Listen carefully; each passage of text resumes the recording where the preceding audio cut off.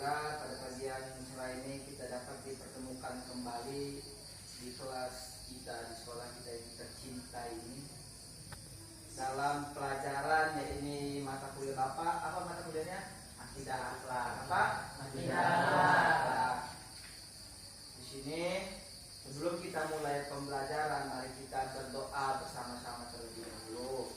Semoga apa yang kita pelajari pada hari ini dapat bermanfaat buat ke depan. Ala hadiniha wa kulli niyatin shalihah. Al-Fatihah. A'udzubillahi minasyaitonir rajim. Bismillahirrahmanirrahim. Alhamdulillahirabbil alamin arrahmanir rahim maliki yaumiddin. Iyyaka na'budu wa iyyaka nasta'in. Ihdinas siratal mustaqim. Shiratal ladzina an'amta 'alaihim ghairil maghdubi 'alaihim waladdallin. Baik, sini Bapak ingin absen terlebih dahulu. Jika yang disebutkan namanya jawab hadir. Bintang hadir. Rafli hadir. Jaki hadir. Nopal hadir.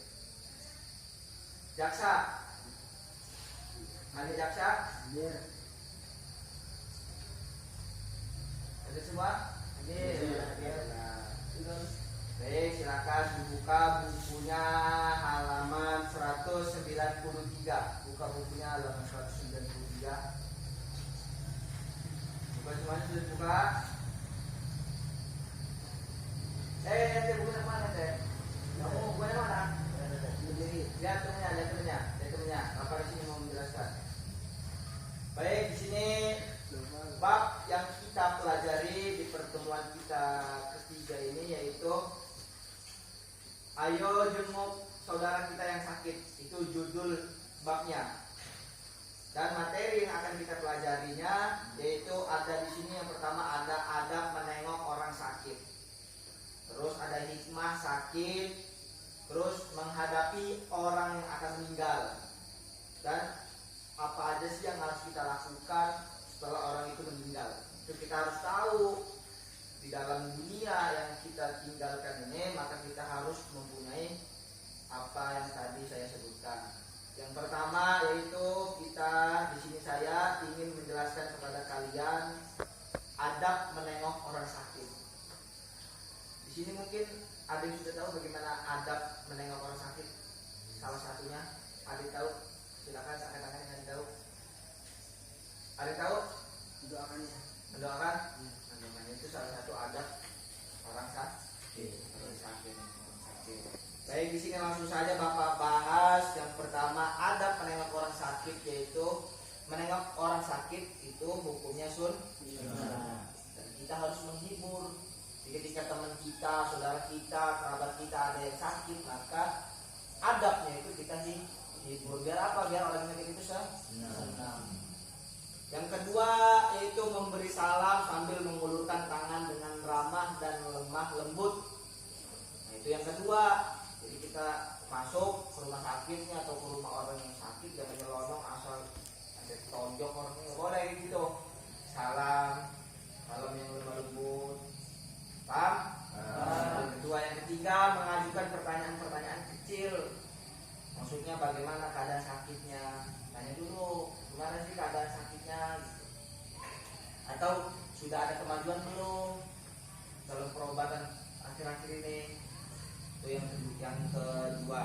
Yang ketiga, ada pun yang keempat, memberi nasihat kepada orang sakit. Jadi orang sakit itu juga butuh nasihat. Bukan hanya orang sehat aja yang butuh nasihat, tapi orang sakit juga butuh nasihat. Itu ada orang sakit. Adapun hikmah sakit, kita sakit nih, itu mempunyai hikmah. Apa sih hikmahnya? Yang pertama itu untuk memupuk jiwa kita agar lebih sabar dan tawakal kepada Allah. Kedua, menguatkan atau memperkokoh iman seseorang. Yang ketiga, merasakan dan menyadari betapa nikmatnya anugerah sehat. Tuh. Jadi kalau kita sehat jangan sampai ente ya Allah saya pengen sakit biar nggak sekolah, nggak boleh kayak gitu. Atau ente pura-pura sakit biar nggak sekolah. Siapa yang sering kayak gitu? Jaki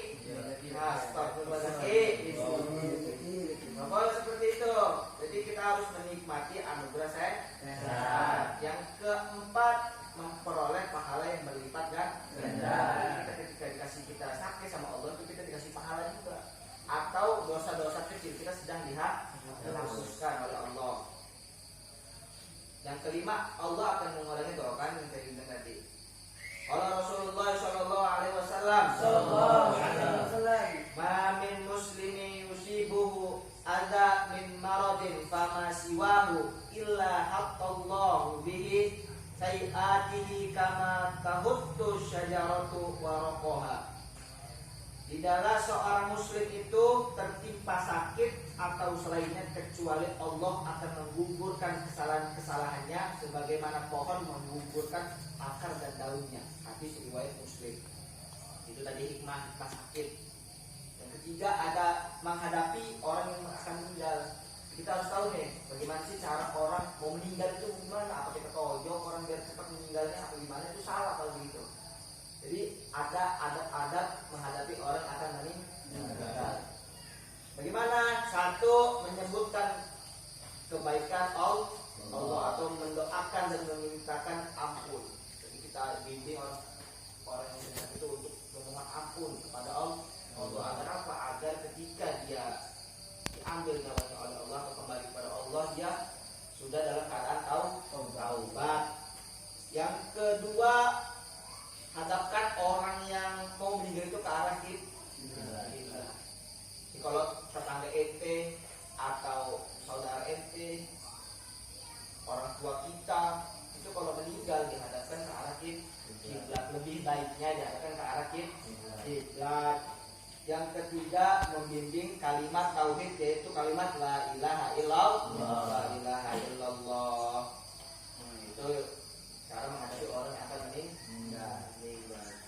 Adapun hal-hal yang dilakukan setelah orang itu meninggal, ada juga kan apa salah satunya? Mendoakannya ada takziah juga tuh, baca yasin. Itu umumnya, khususnya memejamkan matanya bila masih terbuka. Memejamkan mata terbuka.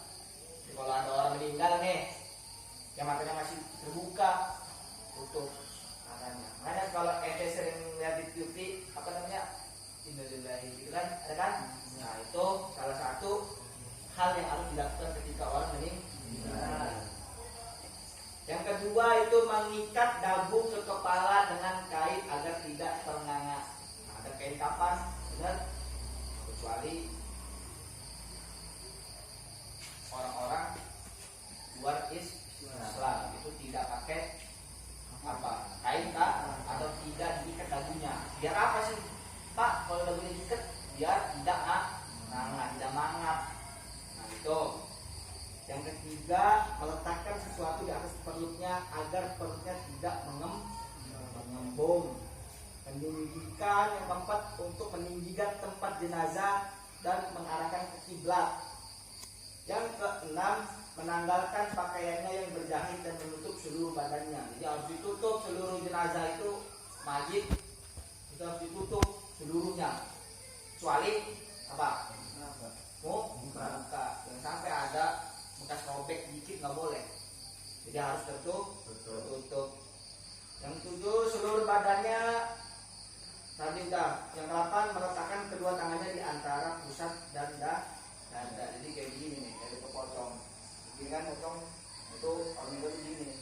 Bisa di sini, bisa di sini. Yang di sini apa? Laki-laki perempuan.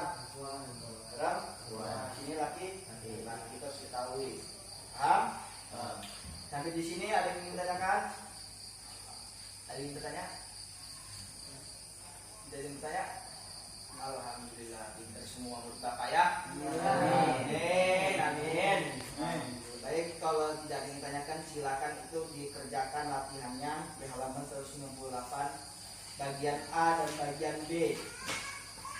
Serta nanti pertemuan depan kita akan berdiskusi. Nanti Bapak akan bagi kelompok di pertemuan depan. Dibuat besok itu kerjain halaman 198 dan bagian A dan bagian B untuk dijawab soal-soal yang ada di situ. Paham? Baik, jika tidak ada yang ingin ditanyakan untuk pertemuan kita kita hari ini Bapak cukupkan dengan sama-sama membaca kafaratul majelis. Subhanallah wa bihamdika asyhadu an la ilaha illa anta astaghfiruka wa atubu ilaik. Baik. Kelas jangan lupa diingatkan teman-temannya untuk mengerjakan tugas. Paham? Paham. Terus siapa ini? Ya, Pak.